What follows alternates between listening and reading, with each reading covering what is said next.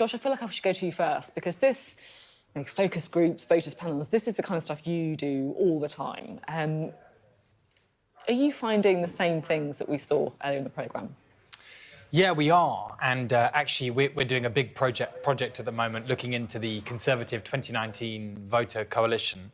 And one of the interesting things that we're finding is exactly what Sam mentioned at the end there, which is the most important issue, the thing that defines those who voted Conservative in 2019 and unites them in a sense, is that immigration for them is a more important issue than any other issue, even the cost of living.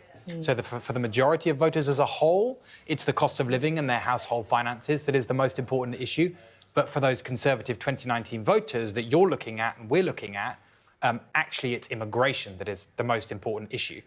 And the most surprising thing of all about that is for the first time in decades, Labour are ahead on migration, and they've for a long time been behind. And about 85% of voters that we've looked at, and YouGov has looked at, think that the Conservatives are doing a bad job on migration. And that's the sort of central conundrum in a way that they face. That's why they're arguing and infighting about Rwanda, because their voters in their coalition care most about migration, but 85% of them think that they're doing a bad job on migration. It's really interesting. And you're obviously close to Team Starmer.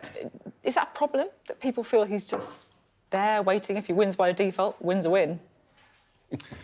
Well, I think that we're quite early doors. I mean, I know we in this, sort of Westminster world are getting very excited. It's been going on for about 5 years. I know, but, where I was actually the other day reading newspaper headlines from 1996, because that's how much of a nerd I am.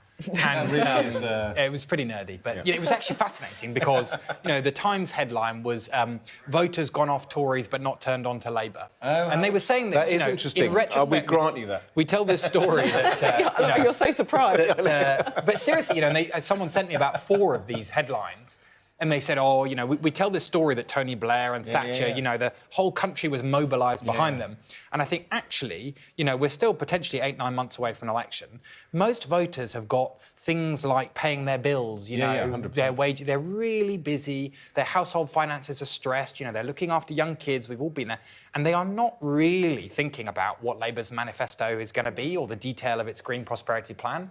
So I think the question for the Labour Party is, when voters do turn on and think, actually, who do I want to run this country given the state that it's in? That is the moment at which the sort of leadership and clarity and ruthlessness that Keir Starmer has applied to the Labour Party, I think voters have to think, yeah, you know what? I'd back him to do that for our country too. What's your take, Josh? Well, I've got to say, this whole row, it's depressing and sometimes it's sort of upsetting. My first job in politics was working for the Labour Party when Jeremy Corbyn was the leader. I'm Jewish. I saw what anti-Semitism, racism on the left of British politics looks like. And it was pretty horrible, pretty unpleasant, and, frankly, just not becoming of the scale of the responsibility that you have when you're elected. And what we are witnessing in the Conservative Party now is the mirror of what we saw in the Labour Party under Jeremy Corbyn, when people who were saying things that were anti-Semitic, racist, are not being called out by the leader of that party. Well, and Lee Anderson has lost the whip. Lee Anderson is not the leader of the Conservative Rishi Party. Sunak was asked 6 times in one interview to describe what he said as Islamophobic. And let us not forget what he said. What he said was that Islamists have control over the Mayor of London. That's what he said.